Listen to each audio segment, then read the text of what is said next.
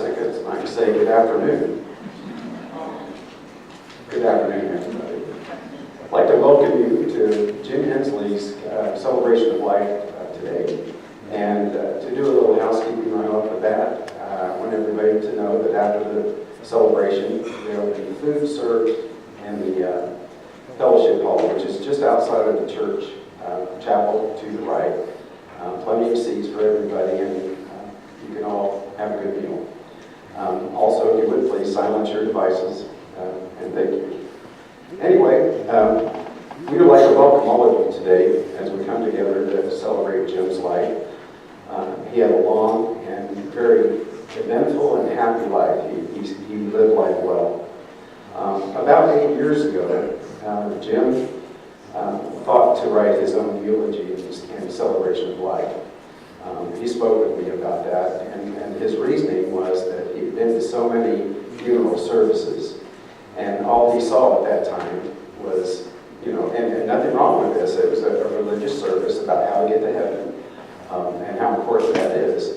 But he learned very little about the person who was there. And that's what he wants to know. He wants to know about that person's life. He wanted to know what they did. His zeal for learning, even present in that situation. So he wrote his own eulogy, and everything you see today, all those pictures, the videos that are playing, the readers that you're going to listen to today, and everything about this whole service was pre-planned by Jim so many years ago. Jim loved life, and he made life fun for his family and friends. He really did.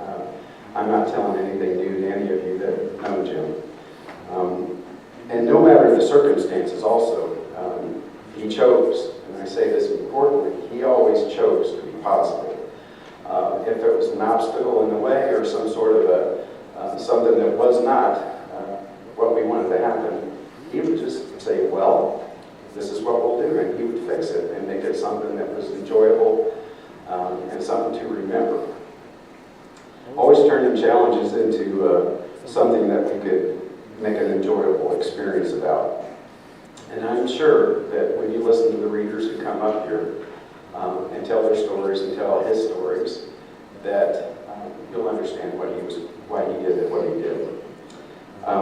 Jim was an avid outdoorsman. He began life even at an early age as a Boy Scout, so he was trained in the ways of woodsmanship. He loved hiking. He loved canoeing, especially canoeing, whitewater rafting, waterfowl hunting in North Carolina with the Left Clan and everyone. It was fun. He loved mountains. They sung to him, I think. And he especially loved rivers. He loved learning about birds, turtles, and everything in nature that he could. He was a member of many societies like the Audubon Society, that sort of thing. And he was also very much a history fan of history, especially World War II. And just as a couple of examples, Jim would frequently go down to Florida, to the Panhandle there where the naval, Pensacola Naval Station was. There is a museum there. And the honorary curator of the museum was a retired General Robert Scott. And I don't know if any of you recognize that name, but Robert Scott was a commander of the Army Air Forces in World War II over in China, formerly known as the Flying Tigers. So this man had a wonderful history. He wrote a book called, and you might recognize this, God is My Co-Pilot.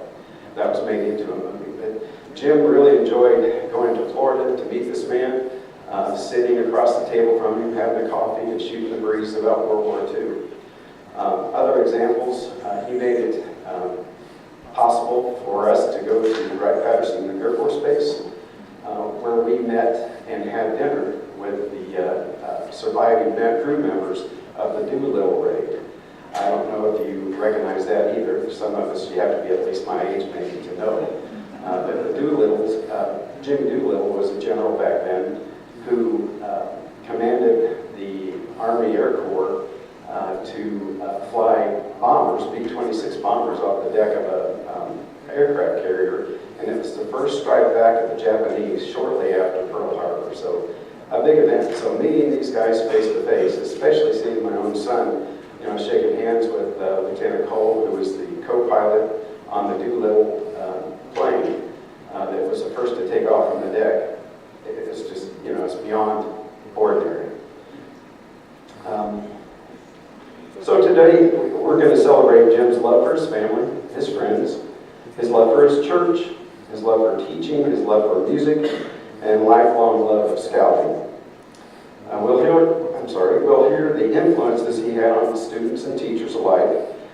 Jim was a teacher for 18 years, and he was also a principal for those same other 18 years in various schools in the Marion community. Some of you were his students. His teaching was not limited to the classroom, however. He was a swimming instructor, a Sunday school teacher. He was an adult education instructor. He led men's World War II meetings at his house, where they learned from soldiers and learned different stories about World War II. So his love of teaching really never stopped. He continued that throughout his life. So, as Jim would want this to begin, if you are able, would you please stand with me and say the Pledge of Allegiance to the flag.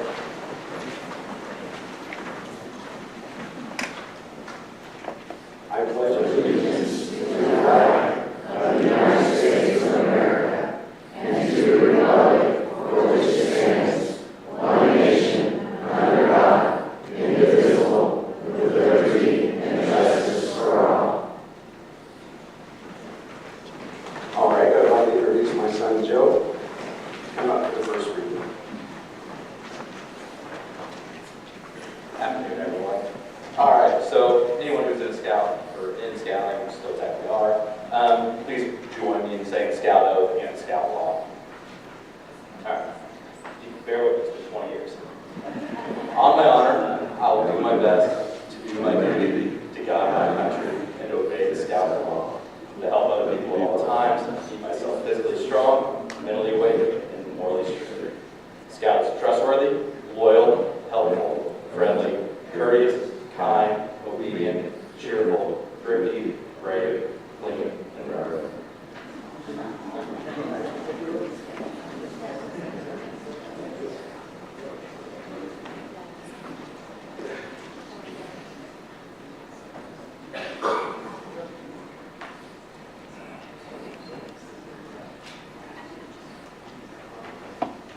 My dad asked me to do the eulogy for his celebration of life from a family perspective. But as I talk, Mom is so much a part of these memories too. They were best friends, and they always enjoyed being together. And on June 12th, they celebrated their 71st wedding anniversary. Dad and Mom provided such a charmed life for my sister and me, and most definitely for their grandchildren. Everything was an adventure. When we went camping, it was an adventure. The kids did various jobs and checked off each job on the checkoff sheet. Then, on the last night, they would light a candle in our glory tent, which was a Boy Scout wall tent big enough for all the family to fit in, for meals and ceremonies or when it rained. And they would receive a Native American name that they had earned by doing those chores. But Dad's point in doing the jobs to earn your name was to teach the kids they needed to help out. They needed to help with the meal, or clean up, or get water, or collect firewood. They needed to be responsible for helping, and that was his fun way to teach them to have responsibilities. In that tent, Poppies, which is what the grandkids called him, provided fun activities, crafts, and lots of games. When we went to Potato Creek Campground, the kids found potatoes in the woods that happened to appear right where we happened to be camping. They were young and would get so excited at the discovery. Dad had thought ahead and did fun things like that to make the camping weekend fun. Our family often went to the mountains in North Carolina, where Mom and Dad owned a timeshare. Dad loved to take long drives up the mountains and find waterfalls. On one adventure, Dad drove Jared and me out to Whitewater. On our way back down the mountain, Dad decided to take the winding road down.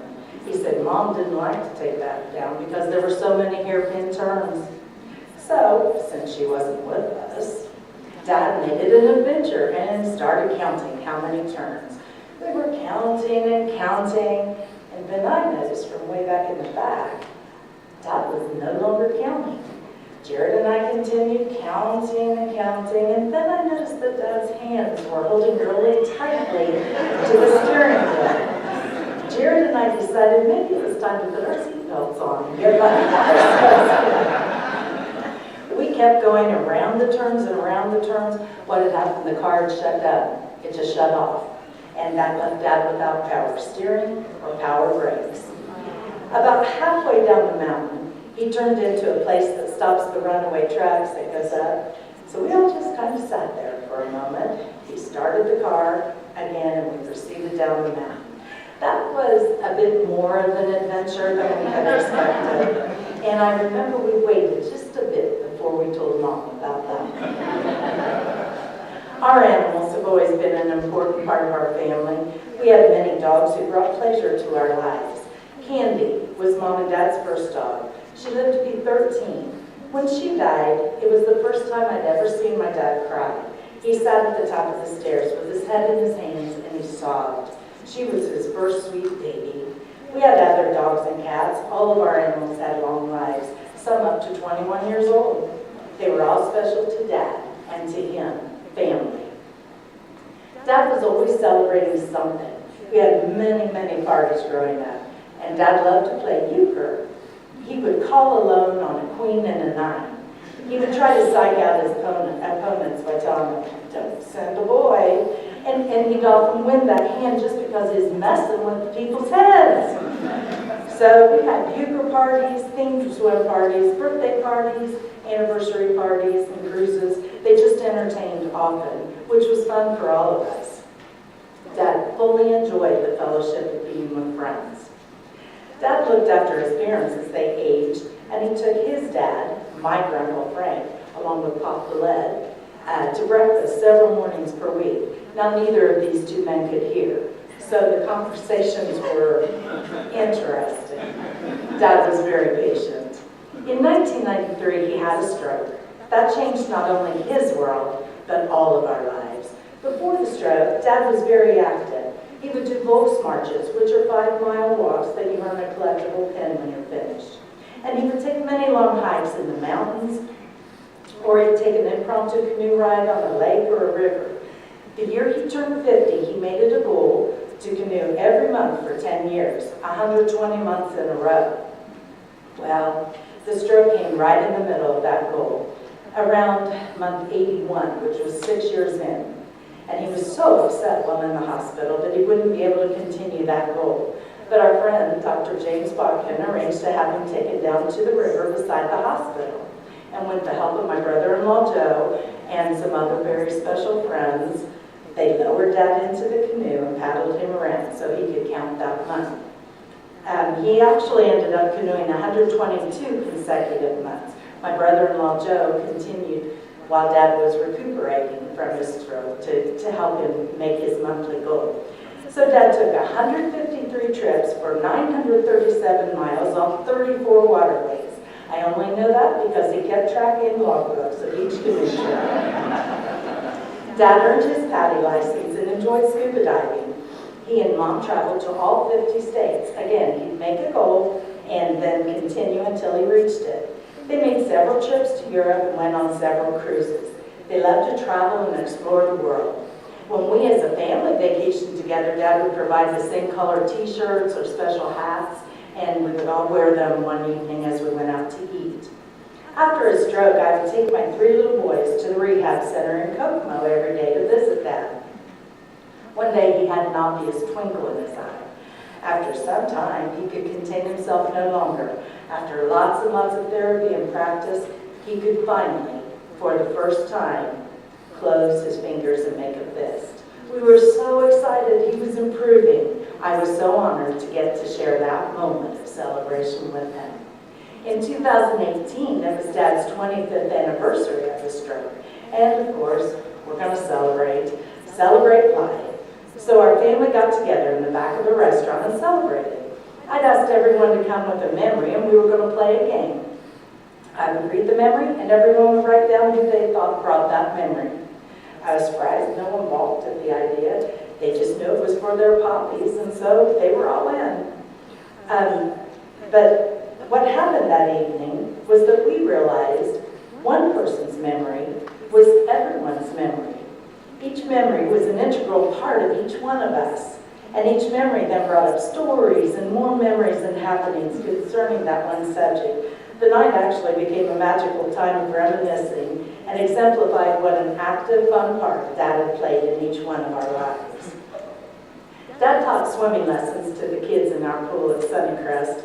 The Scouts also learned water survival tactics in that pool. He also loved working with he always loved working with the youth. The grandkids had fun pool memories of him playing Navy SEALs with them, where they would go underwater at night, and Dad would slowly take a flashlight back and forth. They had to go underwater from one end of the pool to the other and back, get their breaths without a sound, and stay out of the flashlight shine. Again, just making life fun. We laughed as we recalled how Poppy's had all the kids convinced he could tell if they had potted in the pool by using the bucket.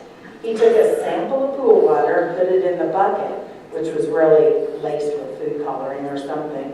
And when that water color changed, we all knew something was up when the kids played in the water for hours and no one got out to take a potty break. Dad loved the Dodgers and baseball. He was so inspired when he went to a program and heard Carl Erskine, who was a pitcher for the Brooklyn Dodgers, speak about his handicapped son. Many of our friends often commented that when they met Dad, he made them feel instantly welcomed. They were always welcomed at our house and were included as part of the family. They often joined us for dinners and intensive games of euchre. We have memories about polar bear swimming and the Mississippi Canoe Club Dad helped to organize. And as Joe said, one time Dad met Berlin Kruger at a canoe rendezvous and arranged to have Berlin, who had canoed around both continents of North and South America, canoeing, come to our house and met with the members of the canoe club.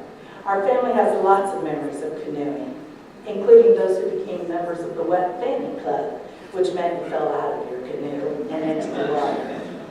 Dad even made sitting around the campfire fun for the kids. We'd be watching the fire, and then with a magic wave of Poppy's hand, color dust would go into the fire, and colors would dance among the flames.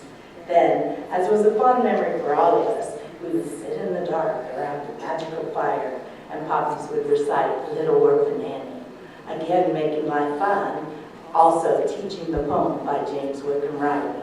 I can actually recite the whole poem by memory even today, and we're going to hear it in a moment.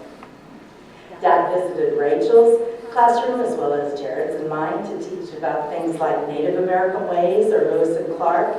He was always the master teacher for us and always made learning fun and interesting for our kids in the classroom.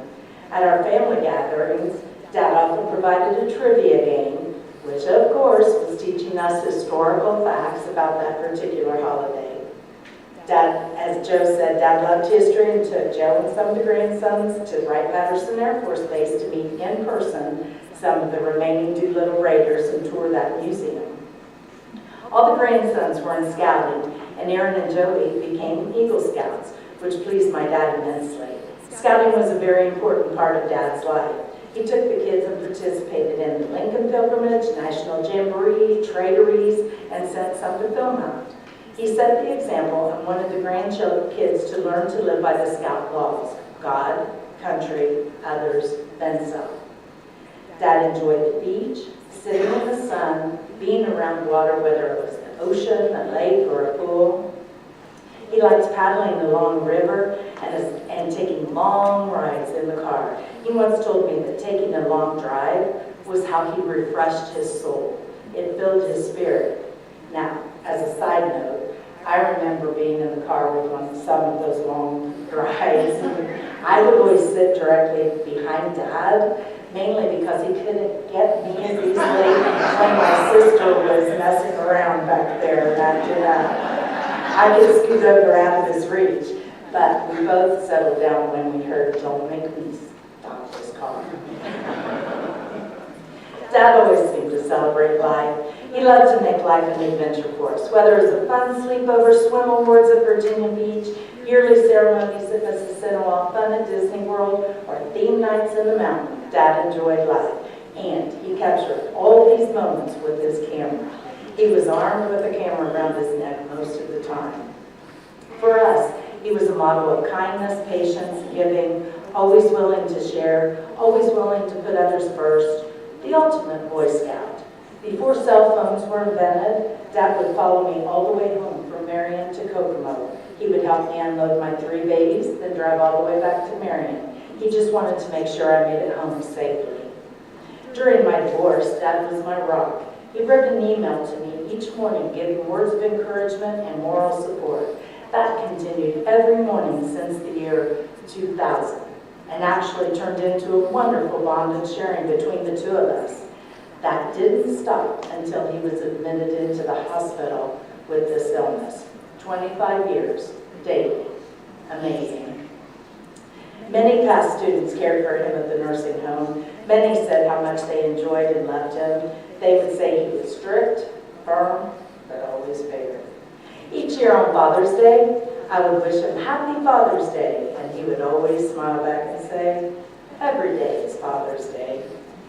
And so we celebrate his life's journey today. Dad created a lifetime of fun adventures. He left us with a wonderful legacy and a lifetime of wonderful memories.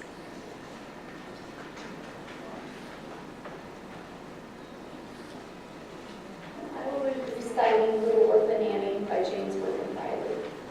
Little Orphan Annie came to our house to stay and wash the cups and saucers up and brush the crumbs away and shoo the chickens off the porch and dust the hearth sweet and make the fire and bake the bread and earn her board and keep.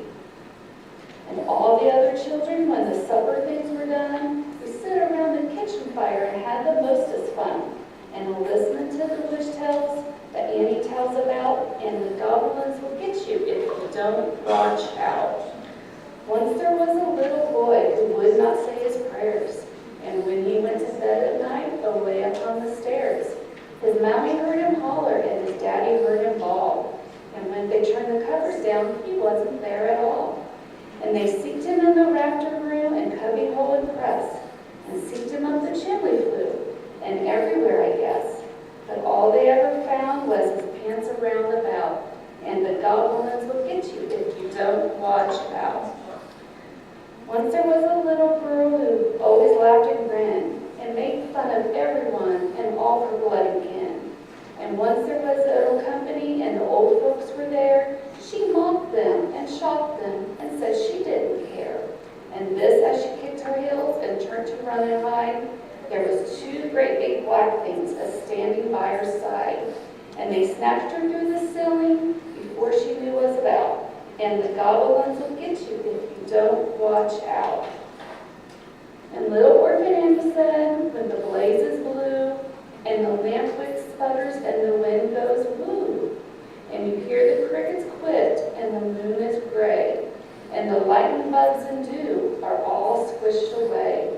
You better mind your parents and your teachers fond and dear, and cherish them that loves you, and dry the orphan's tear, and help the poor and needy ones that cluster all about, or the goblins will get you if you don't watch out.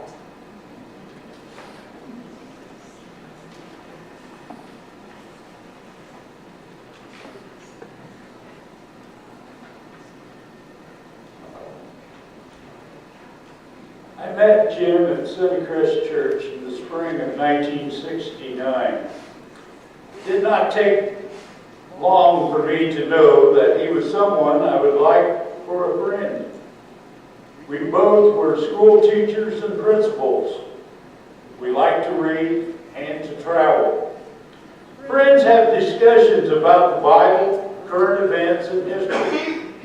Sometimes we disagreed on a topic, but we listened to each other. Jim taught me to value our opinions, boundaries, and differences. Friends help each other. Jim directed the church choir's music, and I'm definitely not a singer. but I could read the narration for the Christmas and Easter cantatas. Friends play euchre, softball, basketball, camping, Sunday school parties, and especially in the water. One time we were paddling the Current River in the Missouri. The spring-fed water was cold and perfect for cooling off on this 100-degree day. About like it's been this week. I said I would not jump in unless Jim went first. I thought he was the most intelligent guy out there. With a grin on his face, in he went. Of course, I had to follow him. We both turned into popsicles. To this day, I remember how cold that water was. Another bonding experience with friends was rafting on the Gauley River in West Virginia. Our guide told us he wasn't supposed to take us over this rapid, but he did. And the raft was straight up in the air with 8 guys hanging on the sides. Man, what a ride. Friends share their faith and pray for each other. And in this day and age, people need to follow Jim's examples more than ever. Thanks, Jim, for being my Sunnycrest friend.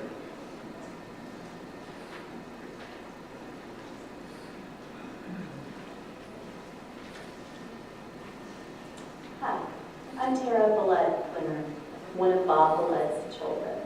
I've known Jim Hensley my entire life, literally. In January of 2020, I was getting off of a cruise ship and turned my phone on to find a missed call and a message from Jim. I was a little startled and called him right away. Jim, as many of you know, could be a man of few words. So when he has something to say, you better listen. To my surprise, he asked me if I would speak at his celebration of life, giving the history of the Hensley-Collette connection. I felt honored, and of course I said yes. In true Jim fashion, a few months later, I received an email from him, giving me instructions on what he would like for me to say, along with a time limit. So, per his instructions, this is what he wanted me to share with all of you. Jim and Bob have known each other over 87 years. And the story begins when Jim and his family moved to Marion in 1938. Jim was 2. They began attending the Spencer Avenue EUB Church. The Bletts already attended there. Jim and Bob's parents became good friends. Dorothy and Ann also went to the same church. The 4 of them, Jim, Bob, Dorothy, and Ann, participated in church activities and became great friends. All 4 of them lived within 6 blocks of each other and attended the same schools. Dorothy graduated in 1952, Dad in 1953, and Jim and Ann in 1954. Jim roomed with Bob his freshman year of college at Ball State in a house with 9 guys. I can only imagine. Jim and Dorothy married the Sunday after Jim's first year in college. Bob and Ann married the very next day at the same church using Jim and Dorothy's flowers. The next year, the 4 of them lived across from each other in the Ball State trailer court. After graduation, Jim and Bob both taught for Marion Community Schools. Later, both families built identical homes next to each other, only the floor plans were flipped in Sunnycrest. You can see them right outside. They both had 2 girls, they both had 2 girls who grew up together and have maintained a close relationship through the years. Our brother David, my brother David, came along later. Bob and his family moved to Europe and then to Florida. They all kept in contact through the years. Cruises on their 25th, 50th, 60th anniversaries, along with many other trips. They have shared their timeshares in North Carolina with so many wonderful memories. We all get together whenever the Hensleys come to Florida and when we all come to Indiana. Jim even took my husband Dan canoeing in the snow. Our two families have such a loving, warm, and close relationship. Jim was a great man, and speaking for the entire Bullet family, he was so loved and will be extremely missed. Thank you.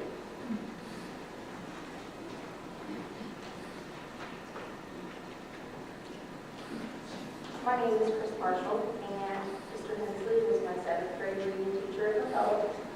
And he definitely made a positive impact in my life, but he impacted every person that he encountered because he was kind, he was genuine, and he always had them pointed on the track, going forward.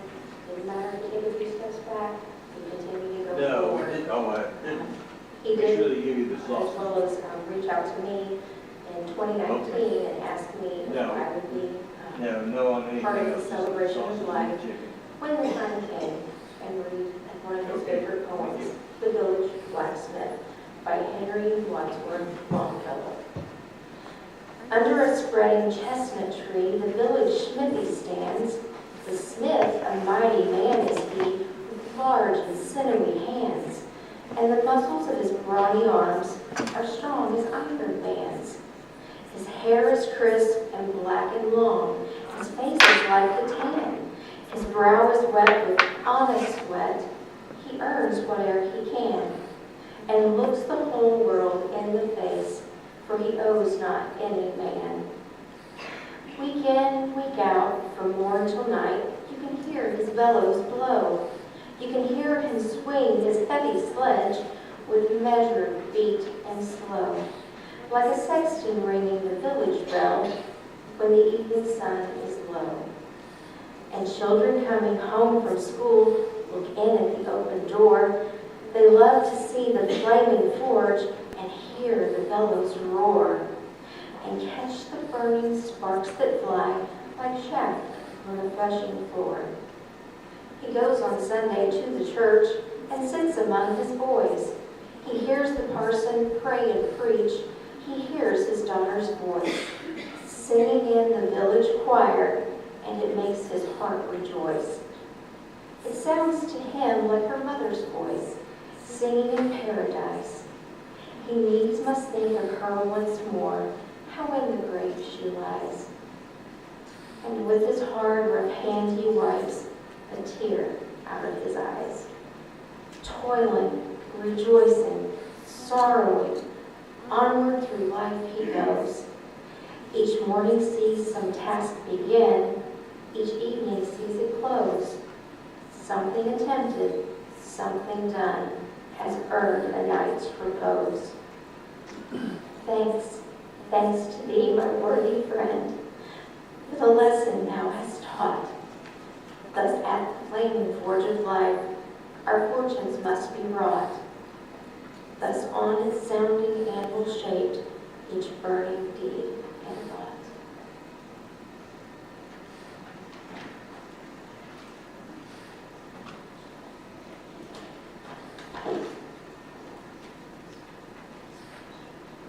Hello, my name is Phil Marble.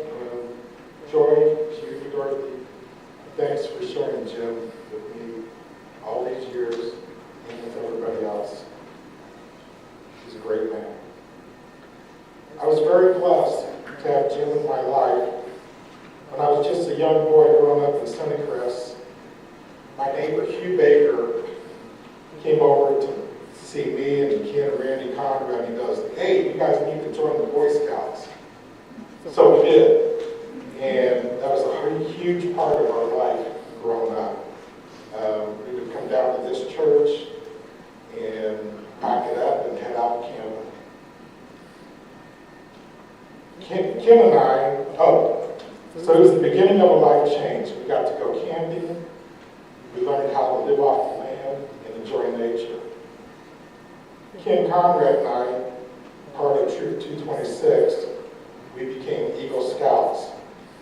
None of this could have happened without the many volunteers from this church. Jim Hensley, Mike Vandenhaven, Jim Noble, Doug Hughes, and he had a truck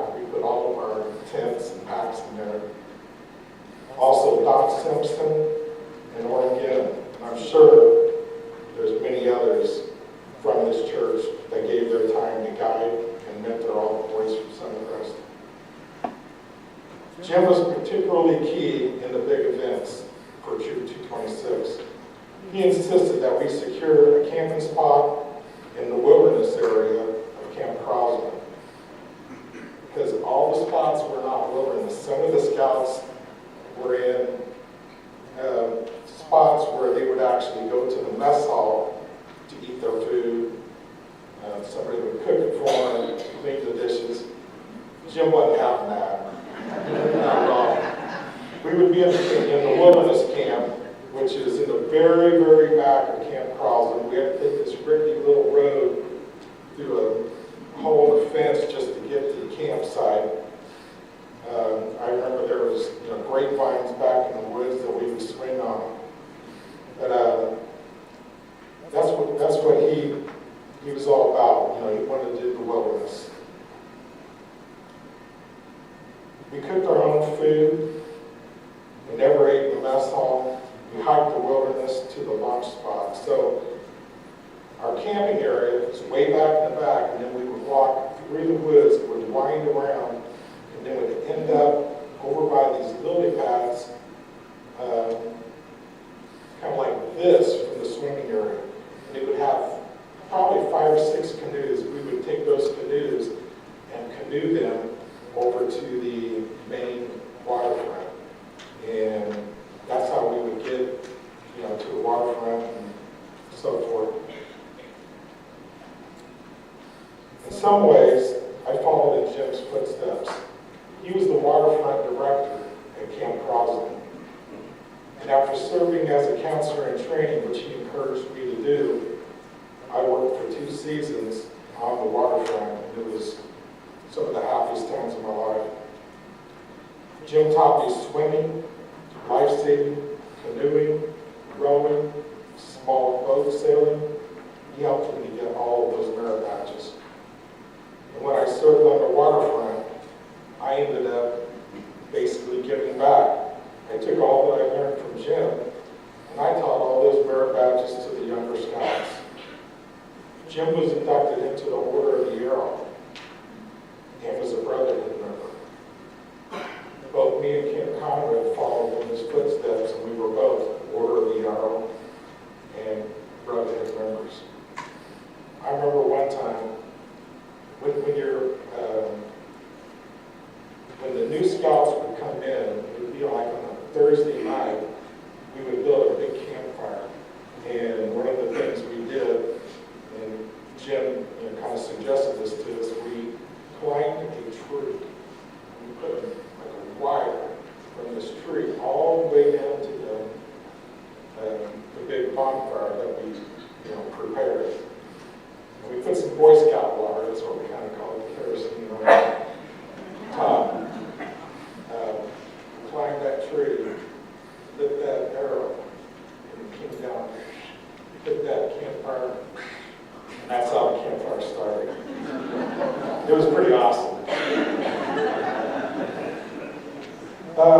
In 1973, Jim took the troop to the National Jamboree. This was in, I believe, Moraine State Park in Pennsylvania. It was incredible. I have many fond memories of that. We got to meet scouts from all over the country. And the other thing Jim did is he was an avid patch trader. Okay, if you've been in the Boy Scouts or anything about them, they trade patches. Jim gave me a whole bag of patches and said, go down there and trade these patches. So I traded them for him. Some of them he really liked, other ones he rolled his eyes and said, what is this? But I got a few good ones.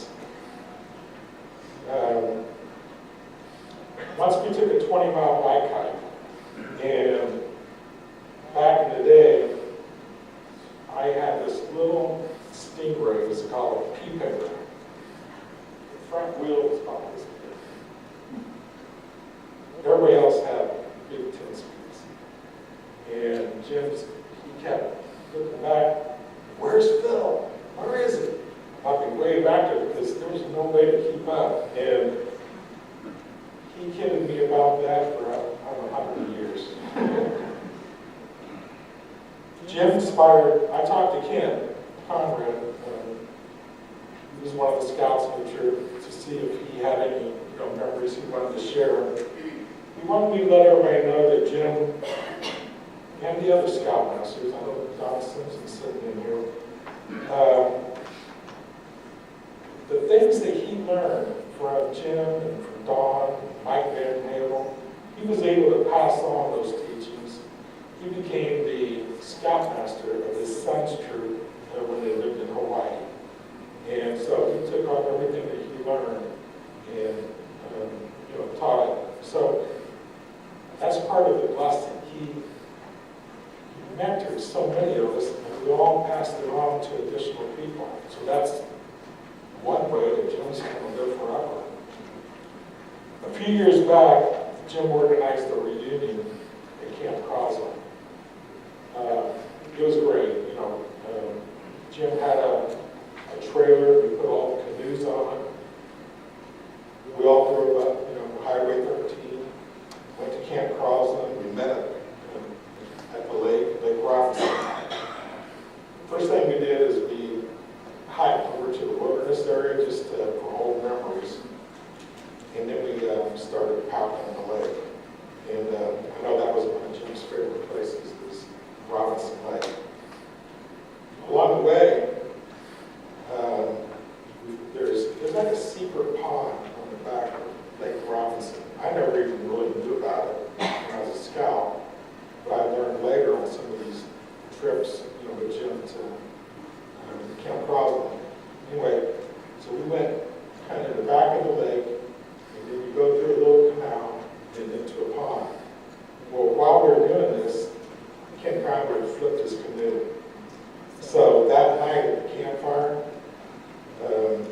Jim presented Ken with the Broken Paddle Award. And he has that paddle to this day. Jim had many passions in life. One of them was scouting. I know that Jim was also a principal and an educator. Many will remember him for that. But for me and my friends growing up, scouting was what we remembered, and we were all better for it. I think a person is lucky in life if they have a mentor. Personally, in addition to my dad, I've been blessed with 3, Jim in scouting, my advisor in journalism class, and my boss in aerospace.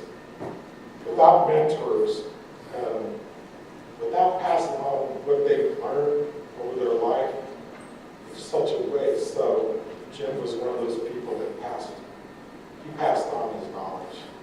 And there's so many people that are better for that. Jim's legacy is great. It will live forever, and all the lives that he affected. God bless you, Jim.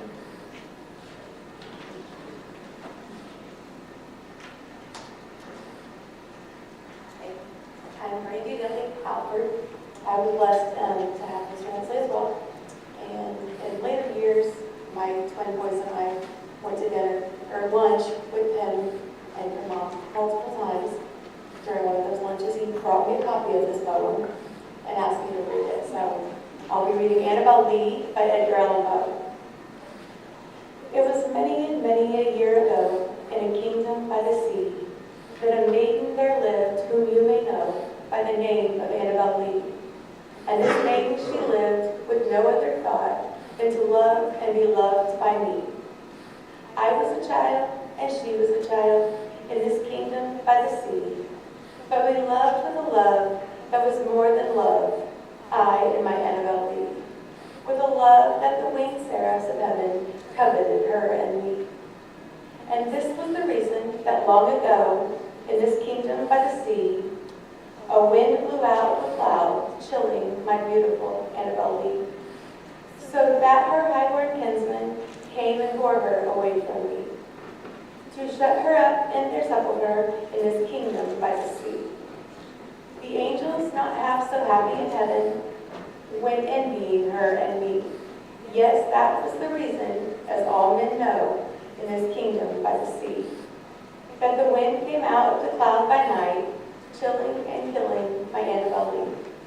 But our love, it was stronger by far than the love of those who were older than we, of many far wiser than we, and neither the angels in heaven above, nor the demons down under the sea, can ever dissever my soul from the soul of the beautiful Annabelle Lee. For the moon never beams without bringing me dreams of the beautiful Annabelle Lee, and the stars never rise, but I feel the bright eyes of the beautiful Annabelle Lee. And so, all the night tide, I lie down by the side of my darling, my life and my bride, in her sepulchre there by the sea, in her tomb by the sounding sea.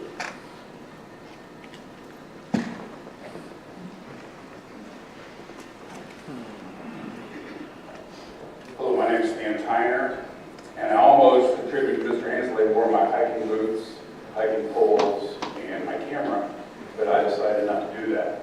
Several years ago, I was at the YMCA in the parking lot there, and Mr. Hensley happened to roll up on me with his van, and he rolled the window down and he said, "Stan, come over here." So I walked over there. I always obeyed him.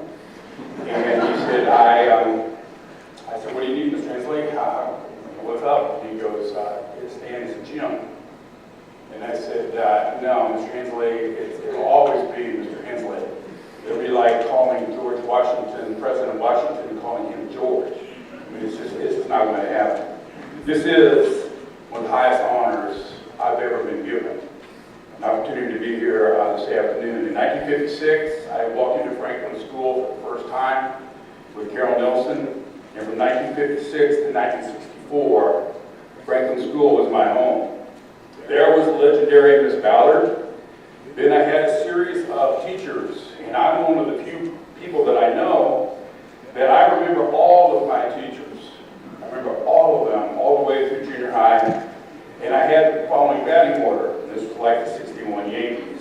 Miss Bailiff, Miss Geyer, Miss Gettings, Mrs. Fraker, Miss Hodge, and then in 5th and 6th grade, I ran into my first male teacher, Mr. James Hensley. He was one of those guys that a young boy like me needed to have a male like right now when you're 11, 12, and 13 years old. I found out right away that when he said, "Sit down," we did not take the time to look for a chair. Mr. Hensley, I knew, was pre-facial hair.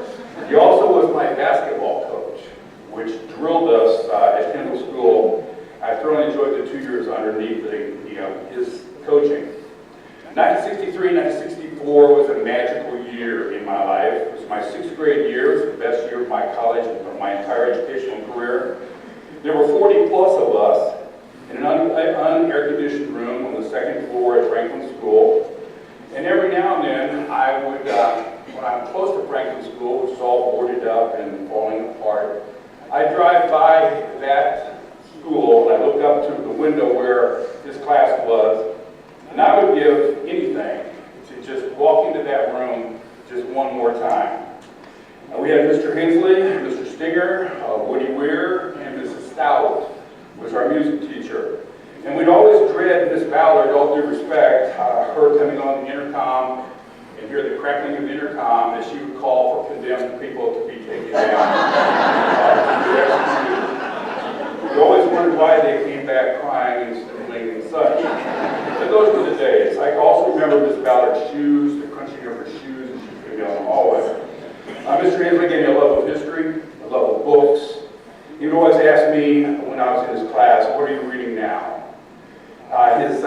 Also in 1963, being a lifelong Yankee fan, I ran into guys named Sandy Koufax and Don Drysdale, and the Dodgers swept my Yankees.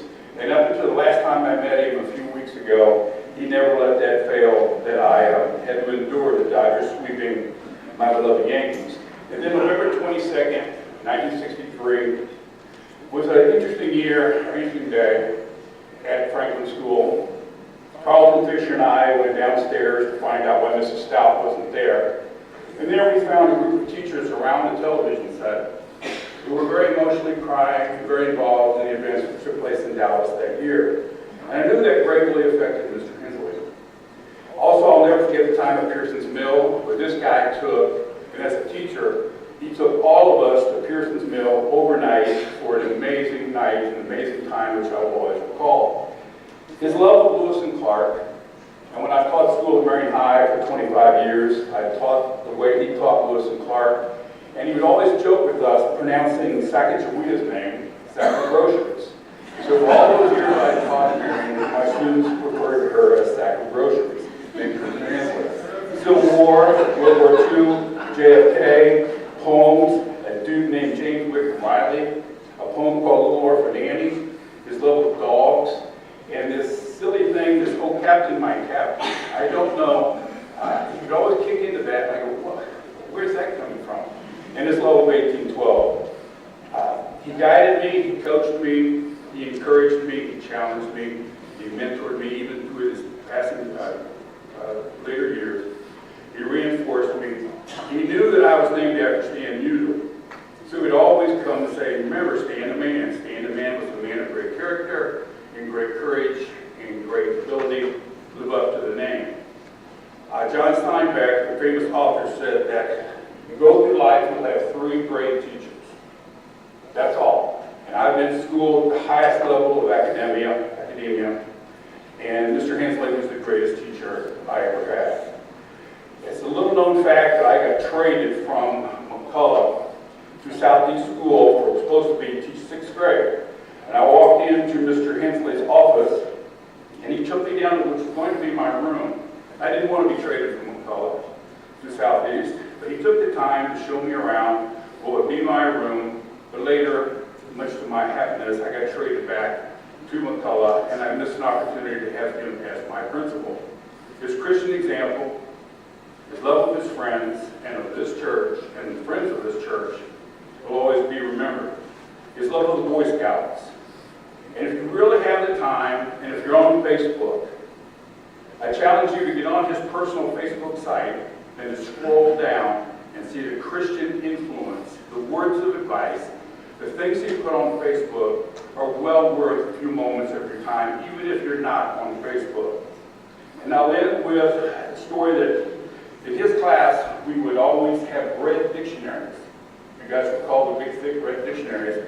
And we would have races, and the first 5 people that got the definition of the word correctly got to go to recess early. So what old Stan would do, he would sit around and wait till the real smart kids looked up the names, and then I would jump at like the 4th or 5th opportunity. Well, I did that for several times, and Mr. Hensley came up to me, and he said, Stan, I know what you're doing. You always go for the win. Always be the best. And finally, to the legacy of the young people in this room below the age of 20. His strength in growing your faith, his love of history, his love of books, and there's love of poetry, his love of outdoors. And beyond a shadow of a doubt, this man was one of the greatest Christian examples I ever saw. Thank you for this opportunity.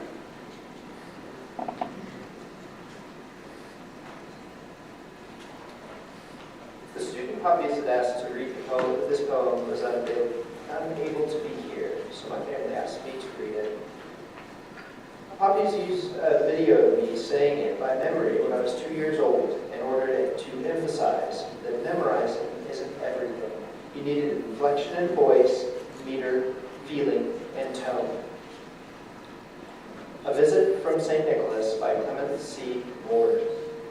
'Twas the night before Christmas, when all through the house not a creature was stirring, not even a mouse. The stockings were hung by the chimney with care, in hopes that St. Nicholas soon would be there. The children were nestled all snug in their beds, while visions of sugar plums danced in their heads. Mamma in her kerchief and I in my cap had just settled down for a long winter's nap. When out on the lawn there arose such a clatter, I sprang from my bed to see what was the matter. Away the window I flew like a flash, tore open the shutters, and threw up the sash. The moon on the breast of the new fallen snow gave the luster of midday to objects below. When what to my wondering eye should appear but a miniature sleigh and 8 tiny reindeer. With a little old driver so lively and quick, I knew in a moment it It must be St. Nick. More rapid than eagles, his coursers they came, and he whistled and shouted and called them by name. Now Dasher, now Dancer, now Prancer and Vixen, on Comet, on Cupid, on Donder and Blitzen, to the top of the porch, to the top of the wall. Now dash away, dash away, dash away all. As dry leaves that before the wild hurricane fly, when they meet with an obstacle, mount to the sky. So up to the housetop the coursers they flew, with a sleigh full of toys, and St. Nicholas too. And then in a twinkling I heard on the roof the prancing and pawing of each little bird. As I drew my head and was turning around, down the chimney St. Nicholas came with a bound. He was dressed all in fur from his head to his foot, and his clothes were all tarnished with ashes and soot. A bundle of toys he had flung on his back, and he looked like a peddler, just opening his pack. His eyes, how they twinkled, his dimples, how merry. His cheeks were like roses, his nose like a cherry. His droll little mouth was drawn up like a bow, and the beard on his chin was as white as the snow. The stumpy pipe he held tight in his teeth, and the smoke it encircled his head like a wreath. He had a broad face and a little round belly that shook when he laughed, like a bowl full of jelly. He was chubby and plump, a right jolly old elf, and I laughed when I saw him, in spite of myself. A wink of his eye and a twist of his head soon gave me to know I had nothing to dread.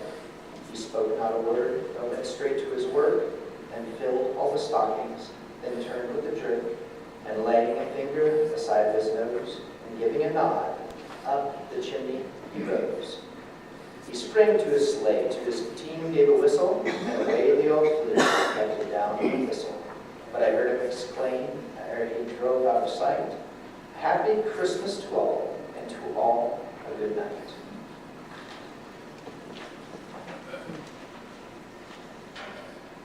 I'm speaking on behalf of Jeannie Duncan. Jeannie worked with Dad for 10 years while he was principal at the Southeast Elementary School. And unfortunately, Jeannie could not be with us today.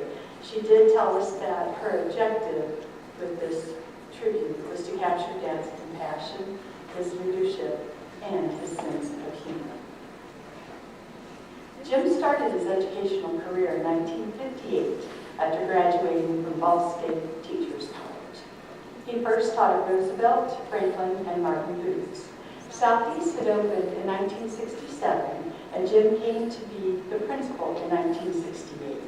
This was my second year of teaching, as well as the second year for about half of the rest of the staff.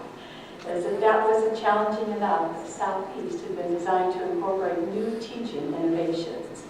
These included an open concept, team teaching, and a non-graded structure. It had sounded exciting, except for none of us knew what we were doing. Jim took on the challenge and scheduled many seminars and on-site visits. He went with us whenever he could. We spent so much time together that we all knew his take on green vegetables. And for those of you who don't know, Dad's only green vegetable was a green bean. We learned a lot and finally felt good about our plan and our program. In the mid-1970s, one of Marion's elementary schools had to close because of enrollment, and students were transferred to Southeast. It was not pleasant. Of course, they didn't want to move, but it was insisted that we put up walls, quit team teaching, and return to the more traditional practices. I'm sure Jim took the brunt of all the commotion, but as usual, he put up a positive front. His usual calm, laid-back personality could be maddening. I was not one to call on administration for disciplined help, so when I did, it meant I had had it.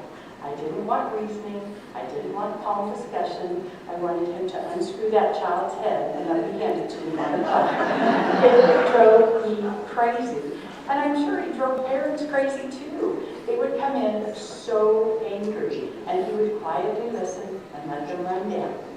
And then he would diffuse them by softly addressing the problem. I'm sure in the long run, his way was probably the best way. There was never a doubt about how much he cared for his students, his staff, and the parents. He wrote hundreds of notes of appreciation for even the smallest of things and accomplishments. One morning I was on my way to the building and I tripped, probably over my own 2 feet. It wasn't long before the entire staff was out looking down on me. Jim insisted that we go to the ER, but he assured me nothing was broken, nothing. It was only a twisted ankle. A few hours later, he helped me up to my upstairs apartment with my brand new cast and crutches. I just smiled at him and told him, don't quit your day job. When I returned to school, he had a wheelchair waiting for me and a tape of the Ironside theme song piped into my classroom. For those of you too young to remember, this was a TV series starring Raymond Burr as a handicapped attorney who worked from a wheelchair. Jim had made a pattern. He'd also made a pattern of a cast cover for the students to sign and decorate. Another time, Jim showed great leadership was during the strike of 1978. He loved people on both sides of the conflict, but his allegiance was to the staff and the students in his building. He was there for them in every way. When the strike was finally over, he made it clear that personal feelings were to be left outside the door. We were all about caring for and educating our students.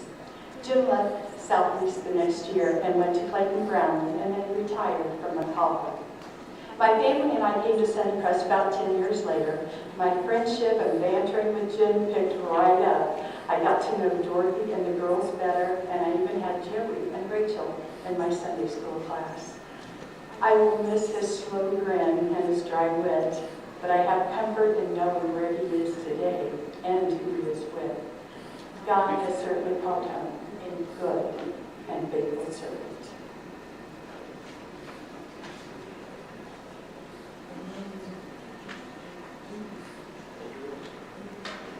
Hello, my name is Eric Hayner.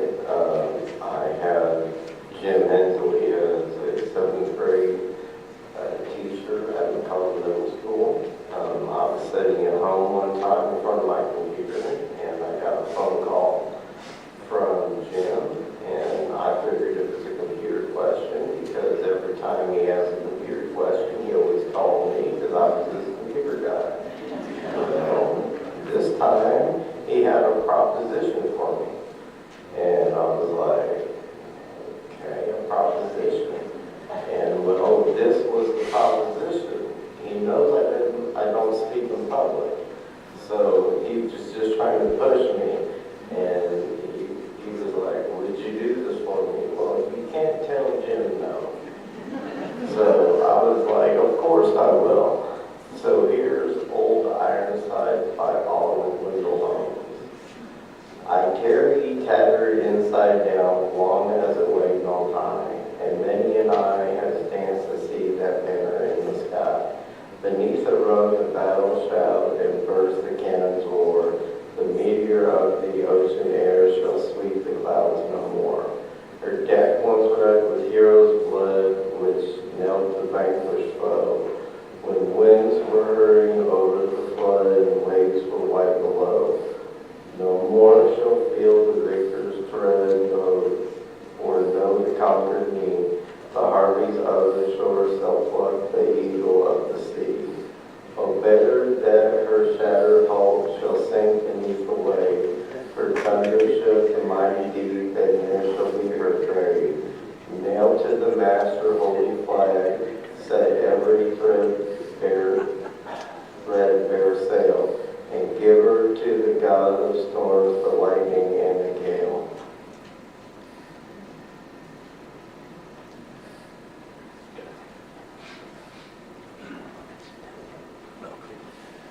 It was a clear, sunlit, breeze-filled day in July of 2008. Many were there that afternoon at the Indiana Dunes State Park. The noise of sand volleyball, stereo speakers, those frolicking in the lake, splashing, hollering, dunking, even the occasional whistle from the lifeguard stand signaling those who are out too far to return closer to shore filled the summer air. It was a perfect summer day. When I looked away from the kite flying with my then preteen children, I noticed Jim walking alone, making his way up the beach along the water's edge, cane in one hand, sack in the other. As the day was warm, I walked to him to offer a bottle of water. Always gracious in receiving me, a large grin broke across his face. In thanking me for the cool drink, I inquired as to the collection in his bag. Of all the rocks on the beach, he said, I look for ones with a mark. Reaching into his bag, he produced a small sandstone rock with a perfectly shaped hole in its center. Given time and water, the sand will make its mark, he said. I didn't give much thought to our exchange in that moment. There were kites to fly.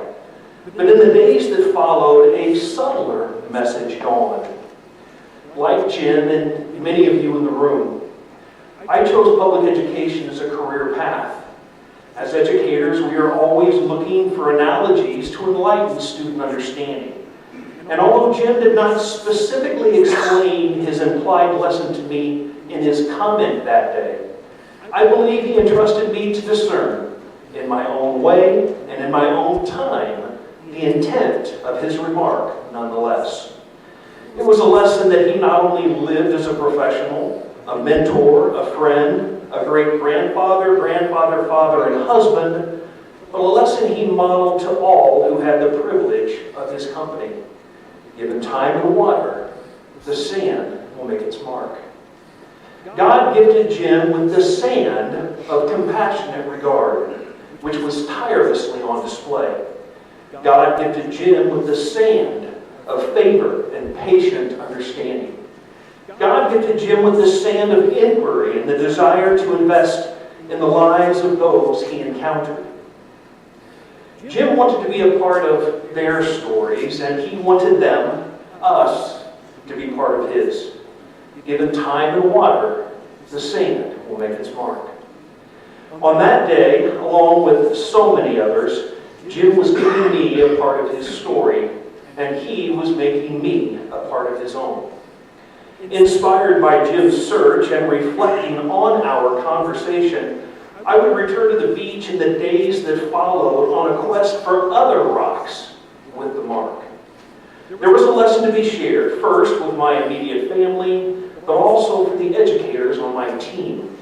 Looking for holy rocks, I thought to myself, must be a popular Dunes pastime, as there were many, many more rocks without holes than with.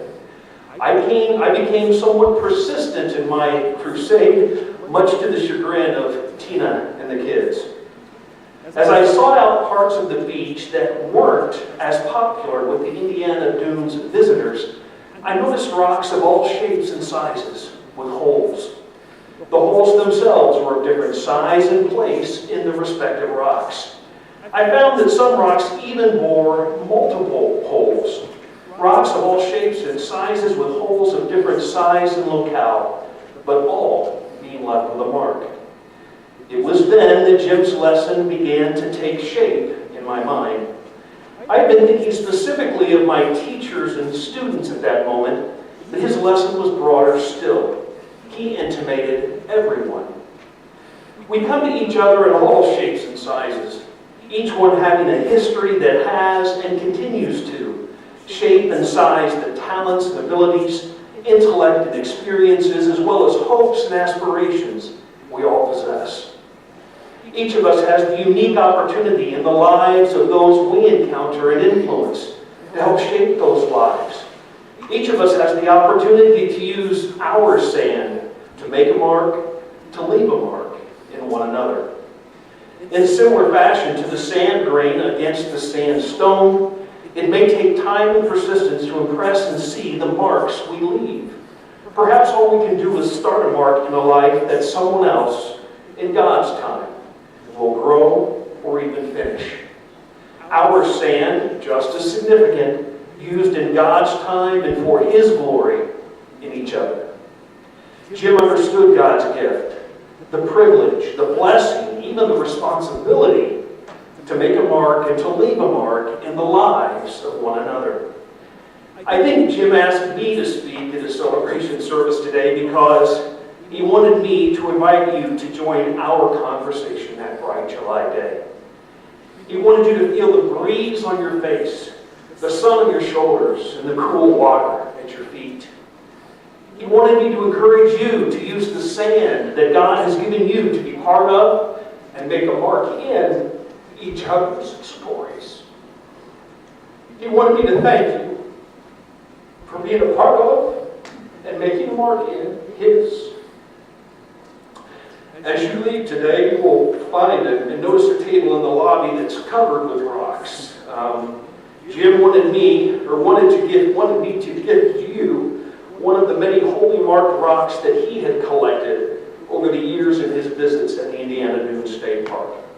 He hopes that it will help you to remember the potential of your impact on each other and your impact on Him. Given time and water, the sand will make its mark.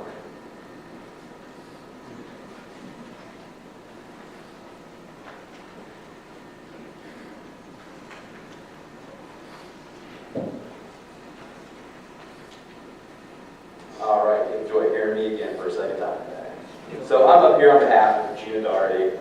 She was in the 7th grade English class from Colorado School, and was one of the many students that he had a positive impact on. So 15 years ago, Mr. Hensley asked if I could one day read a poem at his memorial service. He told me when the time came, he'd like me to read "Oh Captain, My Captain." I was honored to celebrate and remember this remarkable mentor and educator through such a poignant poem. It was a gift. I'm sorry I can't be here today. For the reading, I wanted to share a few thoughts on Mr. Hensley's impact on me and certainly the hundreds of other students throughout his career. When I think about all of the teachers I had over the course of my education, from kindergarten through grad school, I've easily had over 100 instructors. Among them, 2 or 3 were truly remarkable. Mr. Hensley was unquestionably one of the more remarkable ones. He was inspiring and patient and thoughtful and kind. He's a kind guy who definitely led us through not only literature, but most significantly, believing in ourselves. He shaped us as students and thinkers without us even realizing it. He built our self-confidence poem by poem, having us memorize and recite them in front of our classmates. He taught us the power of language and to believe in the strength of our own voices. The importance of meter, inflection, and feeling. The impressions we can make by reciting lines of poetry from memory. 35 plus years later, I can still quote lines and stanzas from many of the poems he introduced us to.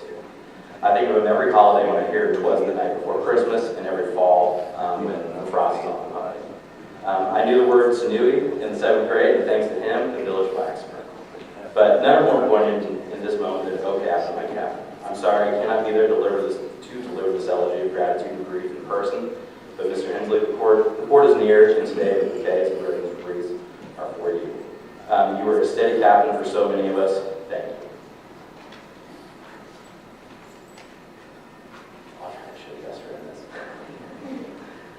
All right, so this is "Oh Captain, My Captain" by Walt Whitman. Oh Captain, my captain, our fearful trip is done. The ship has weathered every rack, the prize that we sought is won. The port is near, the bells I hear, the people are all exulting. While fellow eyes the steady keel, the vessel grim and daring. But oh heart, heart, heart. Oh the bleeding drops of red, where the deck my captain lies, fallen cold and dead. Oh Captain, my captain, rise up and hear the bells. Rise up, for you the flag is flown. For you the bugle trills. For you bouquets and ribbon wreaths. For you the shores the crowd. For you they call with the swaying mast, their eager faces turning. Dear Captain, dear Father, this arm beneath your head. It is some dream that on the deck you've fallen cold and dead.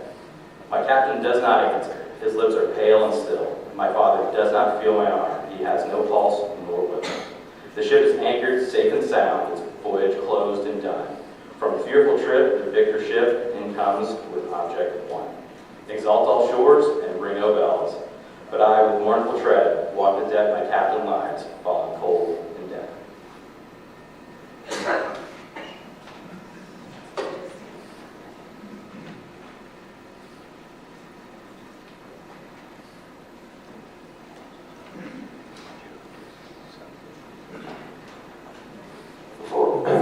Before we have our closing, if anyone has a desire to come up and say a few words about Jim and their relationship, you're welcome to do so.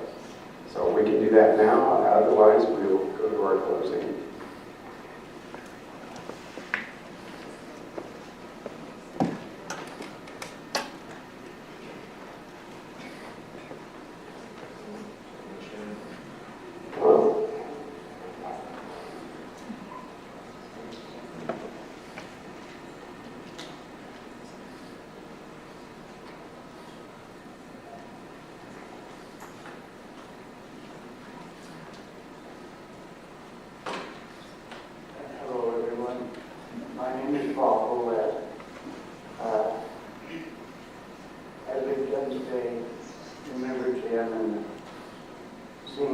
graces, I would like to tell you that it's hard for me to even think of a time when Jim was not in my life.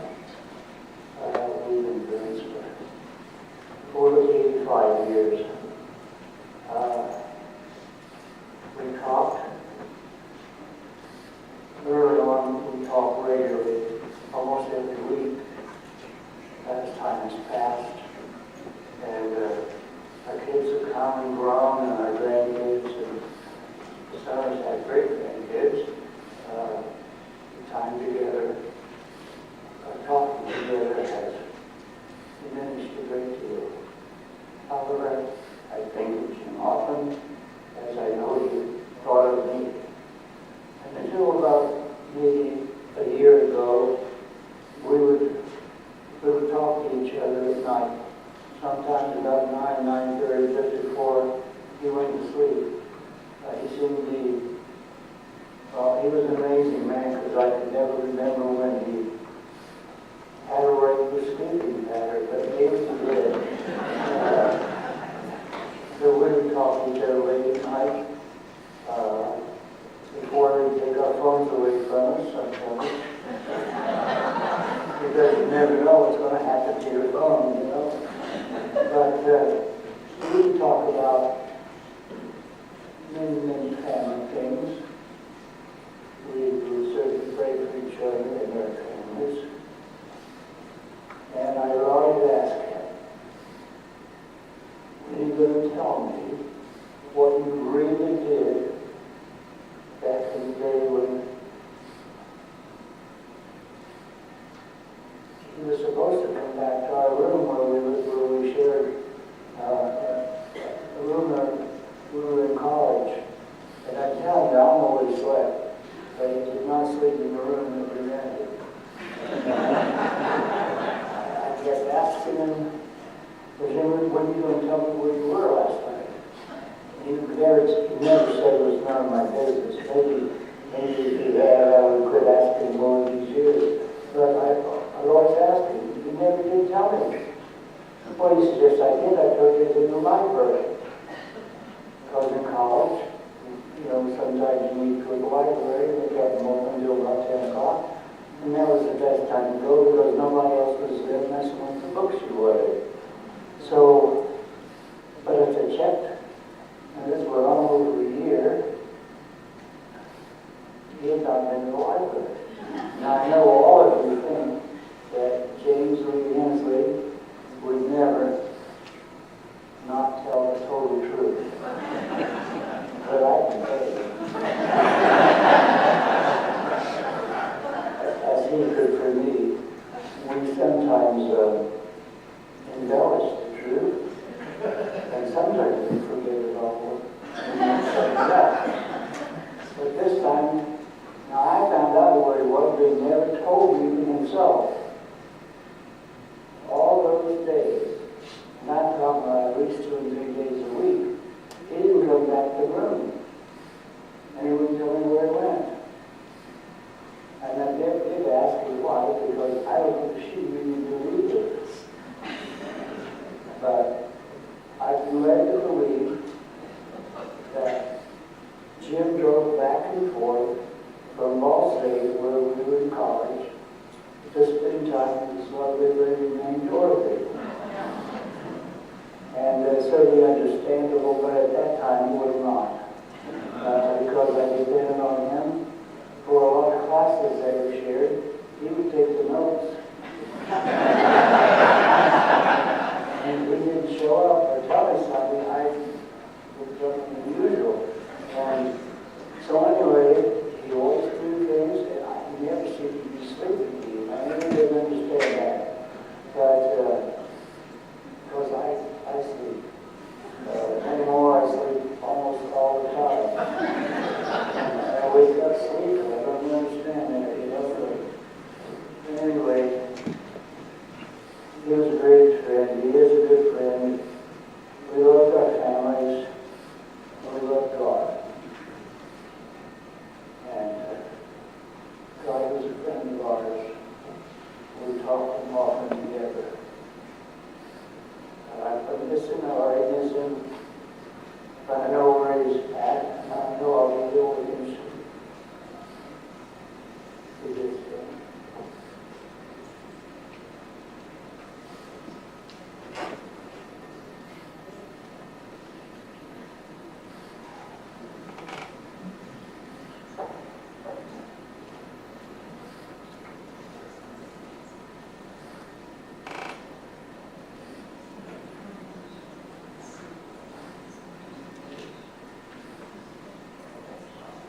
Let us pray. Dear Lord, Heavenly Father, thank you for choosing poppies to be a highly favored vessel. Lord, using him, he led by example of how to be a man, how to be a Christian man, how to be a husband, how to be a father, how to be a grandfather, and a great-grandfather. And as we see here today, as a friend to many, Lord, thank you for the celebration of life, the wonderful life that was lived as he was loved by you. Lord, we're thankful for your grace that you give us in this life, and together as friends and family, we can be comforted knowing that Poppies is with you, hiking, canoeing through it. In your name we pray. Amen.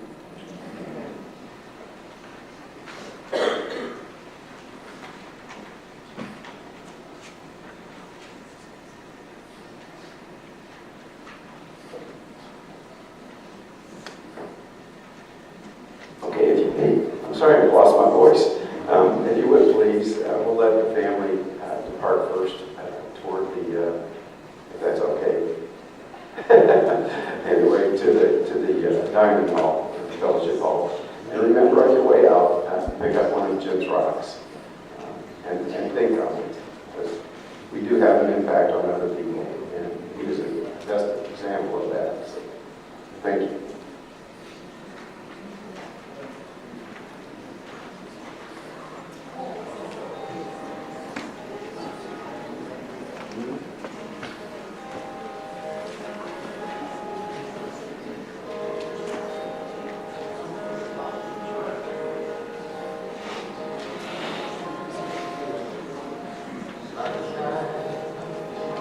On my shoulder, makes me happy.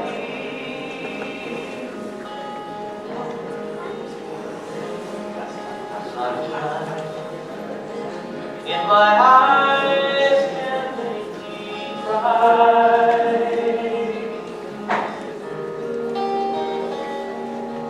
Sunshine on the water.